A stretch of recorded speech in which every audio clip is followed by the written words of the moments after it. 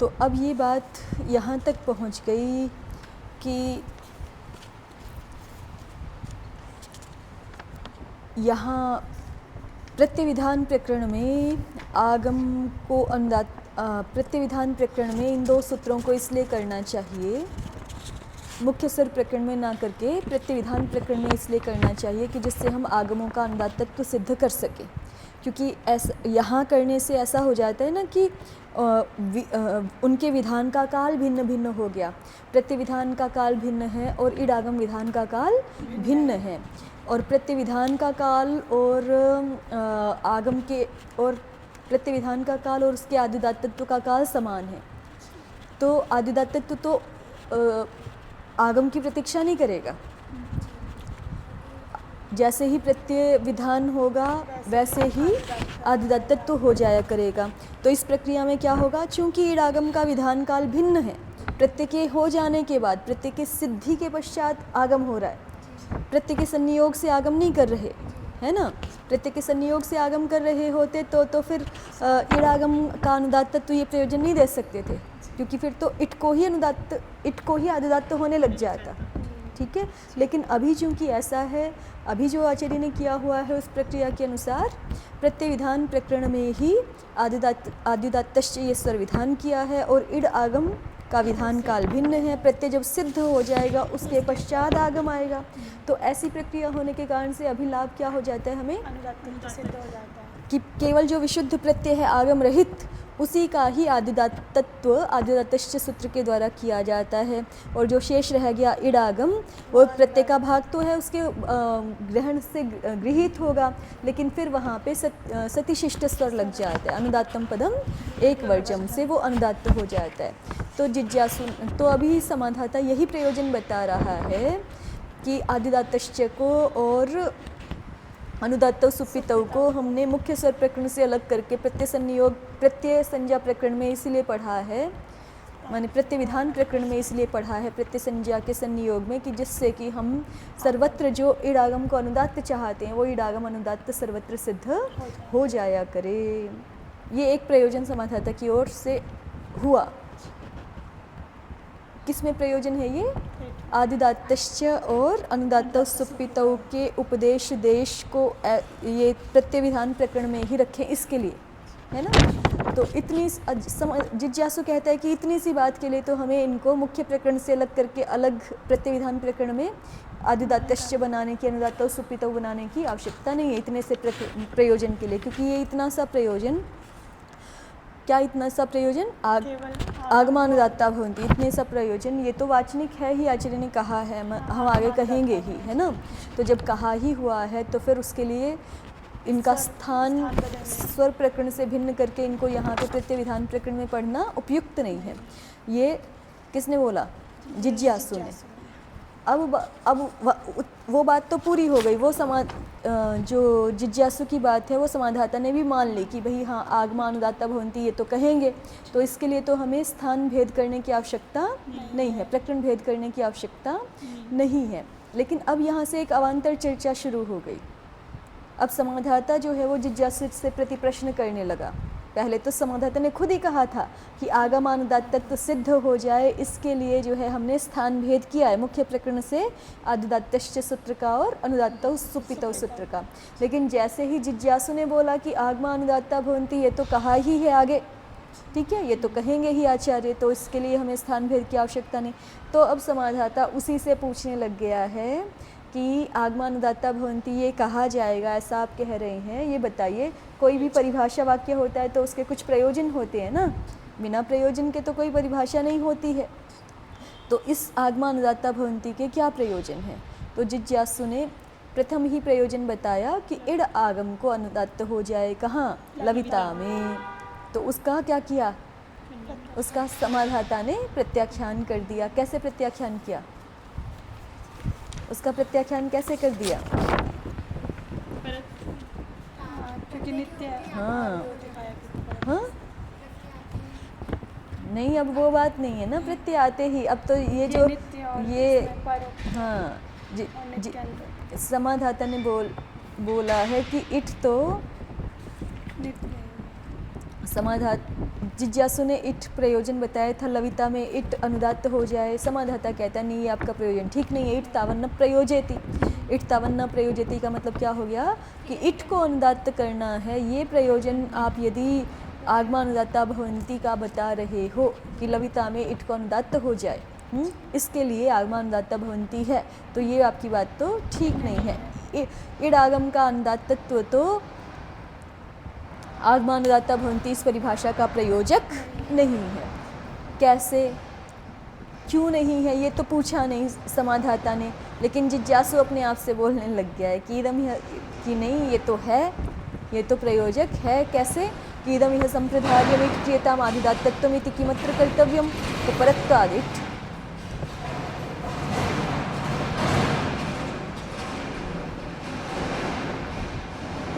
जिज्ञासु ने क्या कहा कि देखो ये निश्चय करो कि यहाँ पहले इट करेंगे कि आदिदात्तश्च करेंगे, क्या करना चाहिए। तो जिज्ञासु अपने आप से बोल रहा है कि मुझे तो ऐसे प्रतीत हो रहा है कि चूंकि परे इट है तो इसलिए पहले इट करना चाहिए।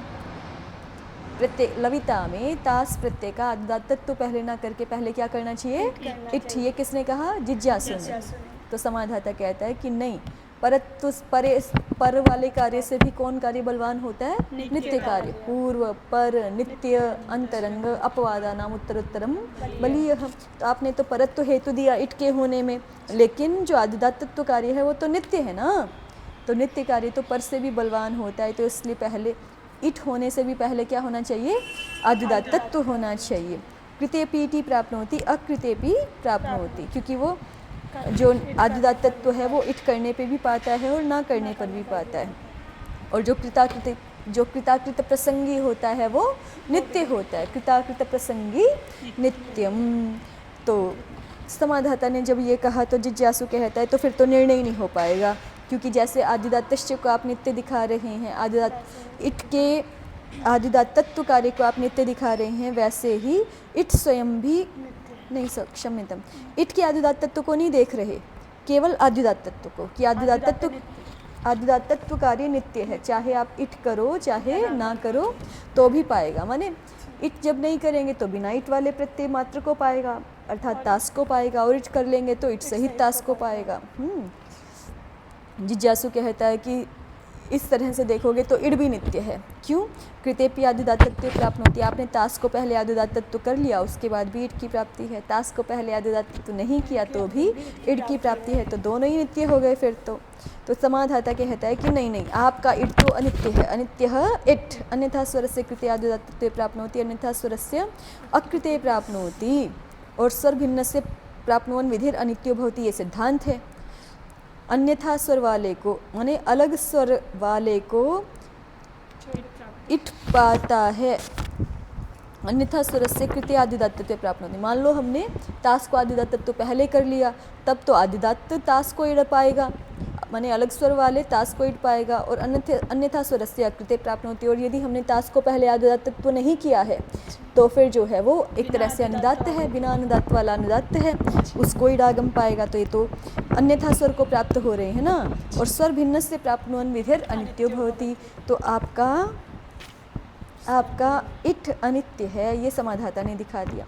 तो जिज्ञासु कहता है कि हमारे इट के लिए ही क्या बात कर रहे हैं, अब आपने जिन आदिदात्तत्व को नित्य दिखाया था वो भी तो अनित्य है। आदिदात्तत्वमपि अनित्यम, अन्यस्य कृते इति प्राप्नोति, अन्यस्य अकृते। ये भी स्पष्ट है कि भाई इट कर लेंगे और उसके बाद आदिदात्तत्व करेंगे तो इट को पाएगा, और इट नहीं करेंगे बिना उसके ही आदिदात्तत्व करने लगेंगे तो दास के आकार को पाएगा। तो शब्दांतर से प्राप्नुवन विधिर अनित्यो भवति। और जब शब्दांतर को ये इट रूप शब्दांतर को जब ये आदिदात्तत्व रूप कार्य प्राप्त हो रहा है तो शब्दांतर को प्राप्त विधि तो अनित्य होती है। तो इस तरह तो दोनों क्या हो गए, अनित्य हो गए। तो यहाँ तक आकर के उभयोः अनित्योः परत्वादिरागम। जिज्ञासु ने अपनी बात रख दी जो उसने शुरू में ही कही थी, इदम यह संप्रदार्यमिट क्रियताम आदिदात्तत्वमिति किमत्र कर्तव्यम परत्वाद इट, ये कहा था ना जिज्ञासु ने। और फिर जो है वो बीच में चर्चा हुई दोनों की, और अंत में उसने अपने ही निर्णय पे पहुंचा दिया कि देखो दोनों अनित्य हैं, इसलिए परत्व से इडागम ही होना चाहिए। तो अब समाधाता ने आगे बोला है कि अंतरंगम तर्हि आदिदात्तत्वं कांतरंगता उत्पत्ति संनियोगेन आदिदात्तत्वम उच्यते। उत्पन्ने प्रत्यये प्रकृति प्रत्ययौ आश्रित्य अंगस्य इडागमः। अब समाधाता ने जिज्ञासु की बात सुन करके समझ लिया है कि जो है वो यदि हम पर और नित्य में पढ़ेंगे तो फिर निर्णय नहीं हो पाएगा, फिर तो जिज्ञासु ने जो दिखा दिया वो विपरीत निर्णय ही होने लग जाएगा। जिज्ञासु ने तो ये दिखा दिया ना कि नित्य के आधार पे तो निर्णय कर नहीं सकते, इसलिए परत्व के आधार पे ही निर्णय करो, और परत्व के आधार पे निर्णय करोगे तो क्या होगा, इडागम ही होगा। ठीक, इडागम होगा, ये जिज्ञासु ने दिखा दिया। और इडागम पहले यदि होगा तो फिर आगमानुदात्ता भवन्ति का कोई प्रयोजन नहीं है, आदुदात्तस्य ही कार्य सिद्ध कर देगा। इडागम पहले हो गया तो इतास प्रत्यय बन गया, और इतास प्रत्यय बन गया तो आदुदात्तस्य इड को, ये तो उल्टा हो जाएगा, फिर ये तो उल्टा हो जाएगा। उभयोर अनित्ययोः परत्वाद इडागम, परत्व से क्या होने लगेगा, जिज्ञासु ने क्या कहा, इड आगम होने लगेगा।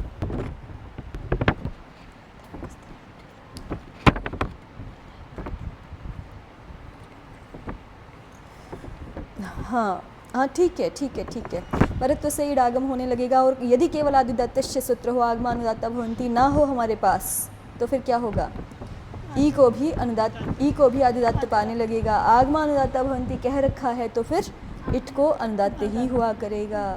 ये एक पंक्ति और जोड़नी है अंत में, ठीक है। तो समाधाता कहता है अंतरंगम तर्हि आदिदात्तत्वम, कि नहीं ये चर्चा अभी पूरी नहीं हुई, इतनी जल्दी निर्णय मत निकालो कि परत्व से इट ही पहले होगा। अभी अंतरंगता को भी हम देख सकते हैं। अंतरंगम तर्हि आदिदात्तत्वम, ये जो आदिदात्तत्व कार्य है ना, ये अंतरंग कार्य है। जिज्ञासु कहते हैं का अंतरंगता, भाई आपका क्या मतलब, क्या विशेष है कि जिसके कारण हम अंतरंगता समझें आदिदात्तत्व कार्य की। तो समाधाता ने बताया कि ये जो उत्पत्ति के साथ ही, उत्पत्ति के संनियोग से ही जो ईश्वर का विधान है, वही ईश्वर की अंतरंगता है।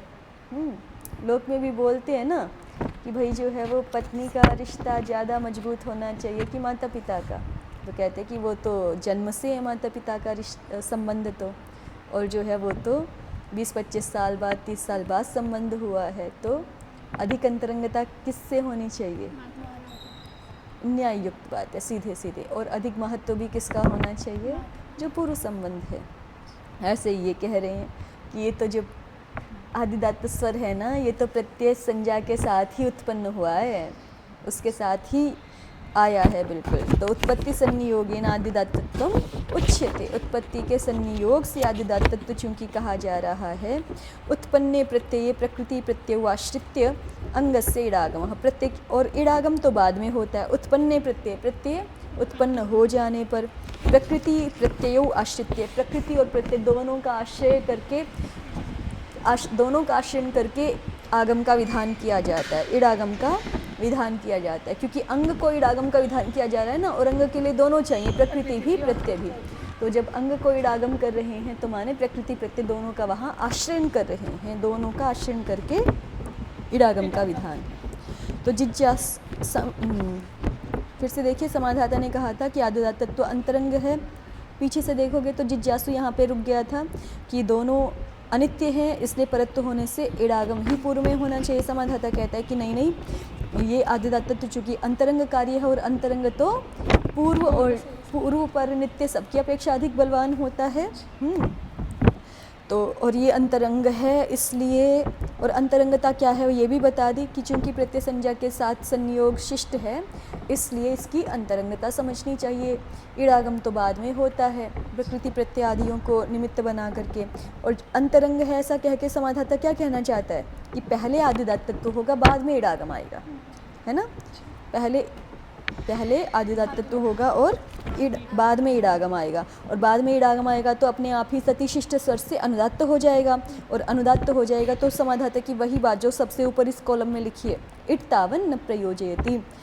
आगमानुदात्ता भवन्ति का ये इट प्रयोजन नहीं बनेगा, क्योंकि इट में जो अनुदात्तत्व चाह रहे हो तो प्रक्रिया से ही सिद्ध हो रहा है ना। जो अभी तक की बात हुई उस प्रक्रिया से ही अपने आप इट का अनुदात्तत्व सिद्ध है। तो जिज्ञासु कहता है कि नहीं, आप जो अंतरंगता बता रहे हो ना आदिदात तत्व की, वो अंतरंगता है नहीं। आदिदात तत्वम अपि नांतरंगम यावता प्रत्यय आश्रिते प्रकृतिरपि आश्रिता भवति। क्योंकि आपने अंतरंगता किस रूप में दिखाई है कि उत्पत्ति संनियोगेन आदिदात तत्वम उच्यते, कि प्रत्यय उत्पत्ति के साथ ही आदिदात तत्व का विधान है। लेकिन हम ऐसा समझ रहे हैं कि भाई प्रत्यय को आप देखो, अंतरंगता और बहिरंगता दो चीज़ हो गई ना यहाँ पे। किसकी अंतरंगता दिखाई गई? आदिदात तत्व कार्य की तो अंतरंगता दिखाई गई। किस कारण से? कि प्रत्यय संज्ञा प्रत्यय उत्पत्ति के साथ साथ ही शिष्ट है, उत्पत्ति संनियोगेन शिष्टः इति कृत्वा तस्य आदिदात तत्व कार्यस्य अंतरंगत्वम अस्ति इति उक्तम। हाँ, और जो दूसरा कार्य है इडागम, उसकी बहिरंगता क्यों दिखाई? क्योंकि उसमें तो अंग संज्ञा का आश्रयन किया गया है और अंग संज्ञा का आश्रयन किया गया है। फिर तो इससे ये भी पता चलता है प्रकृति प्रत्यय दोनों का आश्रयन किया गया है, तो इसलिए वो बहिरंग हो गया। तो जिज्ञासु कहता है कि नहीं, आदिदात तत्वम अपि नांतरंगम, आदिदात तत्व को जिस तरह से अंतरंग दिखा रहे हो वो घटेगा नहीं। क्यों? क्योंकि जब आदिदात तत्व आप प्रत्यय को कर रहे हो तो प्रत्यय तो किसी ना किसी प्रकृति से ही आता है ना, प्रत्यय तो किसी ना किसी प्रकृति से ही आता है। तो जब प्रत्यय का आश्रयण कर लिया आपने तो प्रकृति का आश्रयण भी कर ही लिया, और जब दोनों का आश्रयण हो गया तो इट में भी दोनों का आश्रयण था, इडागम विधान में भी तो दोनों का आश्रयण था ना, प्रकृति प्रत्यय का भी, और आदिदात तत्व विधान में भी प्रकृति प्रत्यय दोनों का आश्रयण हो ही गया। और जब हो गया तो दोनों समान हो गए। फिर उसमें आदिदात तत्व कार्य अंतरंग है और इडागम रूप कार्य बहिरंग है, ऐसा आप कह नहीं सकते हैं। ओके, हाँ, अच्छा। यावता प्रत्यय आश्रिते प्रकृतिरपि आश्रिता भवति। तो समाधाता कहता है कि नहीं, आप ठीक से अंतरंगता और बहिरंगता का निर्णय नहीं कर रहे हैं। अंतरंगम में आदिदात तत्वम, आदिदात कार्य अंतरंग है ही। जिज्ञासु ने पूछा कथम, कैसे आप बता दीजिए। तो समाधाता ने कहा इदानीमेव शुक्तम न प्रत्यस्वर विधौ तदादि विधिर्भवति, कि अभी अभी पीछे हम ये चर्चा करके आए कि प्रत्यस्वर विधि में तदादि विधि नहीं होती है। ये ज्ञापक दे के आए ना, ये नित्यादेश नित्यम, ये ज्ञापक दे के आए हैं। तो जब इसका आश्रय लेकर के कहा कि आदिदात तत्व ही अंतरंग है, क्योंकि तदादि विधि नहीं होगी, प्रत्यस्वर विधि में तदादि विधि नहीं होगी, अर्थात जितना विशुद्ध प्रत्यय है उसी का ग्रहण होगा। मान लीजिए कि आदिदातश्च के स्थान पे आपने प्रत्यय से सूत्र बना दिया ये नित्यादेर नित्यम में, और प्रत्यय को हम सर्वविधान कर रहे हैं आदिदात, ठीक है। ये नित्यादेर नित्यम से आदि ही की अनुवृत्ति हो गई और कर्षात्वतो घ्यंत उदात्तः से उदात्तः की अनुवृत्ति हो गई, तो आदि उदात्त विधान कर रहे हैं प्रत्यय से सूत्र से। फिर भी वो सूत्र इड सहित को आदि उदात्त विधान नहीं करेगा। किसको विधान करेगा? केवल प्रत्यय को करेगा। न प्रत्यस्वर विधौ तदादि विधिर भवति। तो ऐसा कह करके समाधाता ने क्या दिखा दिया कि अंतरंगमेव आदिदात तत्वम, आदिदात तत्व कार्य अंतरंग ही है।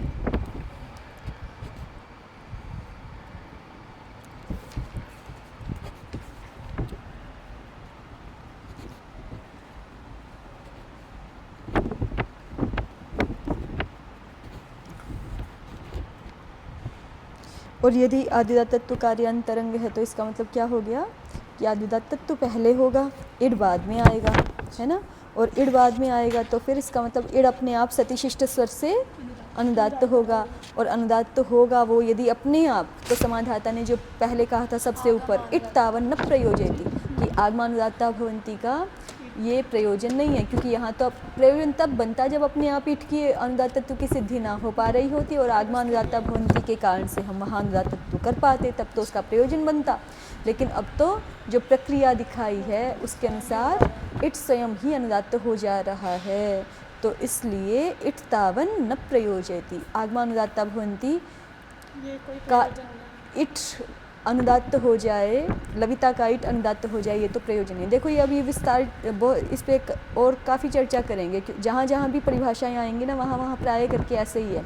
जहाँ प्रयोजनों की चर्चा करने लग जाएंगे वहाँ खूब चर्चा करेंगे, क्योंकि जो है वो बिना प्रयोजन के कोई परिभाषा होने का कोई अभिप्राय ही नहीं है। यदि उसके उदाहरण नहीं मिल रहे, जैसे किसी सूत्र के उदाहरण ही ना हो तो फिर वो सूत्र का कोई काम नहीं है ना। तो इसी तरह से परिभाषा ने जहाँ कोई कार्य विशेष सिद्धि की विवादित स्थल में या अनिर्णय वाले स्थल में, तब तो फिर उस परिभाषा को माना जाए कि हाँ इसके प्रयोजन है, देखो यहाँ ये गड़बड़ हो रही थी, यहाँ ये समस्या आ रही थी, इसका इसने समाधान कर दिया। लेकिन यदि ऐसा कोई प्रयोजन नहीं मिलता है तो फिर परिभाषा वाक्य की कोई आवश्यकता नहीं होती है। तो एक प्रयोजन दिया अब सारी चर्चा जो है उससे मतलब एक प्रसक्त अनुप्रसक्त विषय आ गया है हमारा। मुख्य विषय तो था कि आदिदातश्च और अनुदात्तौ सुप्पितौ को कहाँ पढ़ना चाहिए, ये मुख्य रूप से चल रहा था अभी। तो इसके बारे में अंतिम बात क्या हुई थी, समाधाता ने कहा था कि आगम के अनुदात्त के लिए आदिदातश्च और अनुदात्तौ सुप्पितौ को वहीं पढ़ना चाहिए जहाँ पढ़े हैं, माने तीसरे अध्याय में ही पढ़ना चाहिए, छठे अध्याय में नहीं पढ़ना चाहिए। ये प्रयोजन समाधाता ने अंतिम रूप से अभी दिया था अभी के लिए। तो जिज्ञासु इस प्रयोजन का खंडन कर रहा है कि आप कह रहे हो आगम के अनुदात्त के लिए वहाँ पढ़ना चाहिए, लेकिन आगम तो अपने आप से आगमानुदात्तः भवन्ति ये तो कहेंगे ही, ठीक है, इति आगमानुदात्तः भवन्ति इति वक्ष्यामि। तो इसलिए इनको 3-1 में नहीं पढ़ना चाहिए, आदिदातश्च को 6-1 में पढ़ना चाहिए।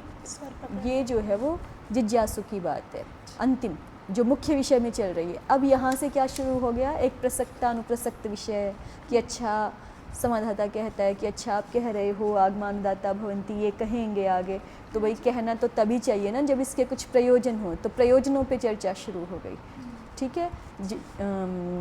जिज्ञासु ने कहा आगमानुदात्तः भवन्ति ये कहेंगे, तो समाधाता ने पूछ लिया कि ठीक है पहले प्रयोजन बता दो फिर देखेंगे कि कहेंगे कि नहीं कहेंगे, पहले प्रयोजन बताओ। तो फिर जिज्ञासु ने प्रयोजन बता दिया कि लविता का इट अनुदात्त हो जाए, इसलिए आगमानुदात्तः भवन्ति चाहिए। तो समाधाता ने उसका प्रत्याख्यान कर दिया कि लविता का इट तो अपने आप से ही अनुदात्त सिद्ध है, जो हमारी प्रक्रिया है व्याकरण शास्त्र की उसके अनुसार सिद्ध ही है। जब सिद्ध है तो आगमानुदात्तः भवन्ति आकर के क्या करेगा वहाँ पर, ठीक, इतनी बात हुई। अब दूसरा प्रयोजन क्या दिया, सीयुट तर्हि प्रयोजयति। सीयुट जो है वो आदिदात्त हो, सीयुट आगम है ना, सीयुट भी तो आगम है, तो सीयुट जो है वो अनुदात्त हो जाया करे। इसके लिए क्या करना चाहिए, इसके लिए क्या करना चाहिए, आगमानुदात्तः भवन्ति ये परिभाषा कहनी चाहिए। इसलिए मैंने शब्द प्रयोग किया, देखो बार बार हम ऐसे हो जाते, क्योंकि एक था मुख्य विषय प्रसक्त विषय, वो वहीं पे रुक गया अभी बीच में, अब उस पे चर्चा इसके बाद होगी। ये अनुप्रसक्त जो विषय आ गए ना बीच में कि आगमानुदात्तः भवन्ति के प्रयोजन बताओ, इस पे अब पूरी चर्चा चलेगी एक विस्तृत, और फिर बाद में फिर से वो जो मुख्य विषय था उस पर आएंगे, ठीक। इतना ही रखें क्योंकि आपकी अग्रिम कक्षा है ना। अस्तु। ओम शांति शांति शांति। ओम श्री परमात्मने नमः। ओम श्री गुरुभ्यो नमः। ओम सर्वेभ्यो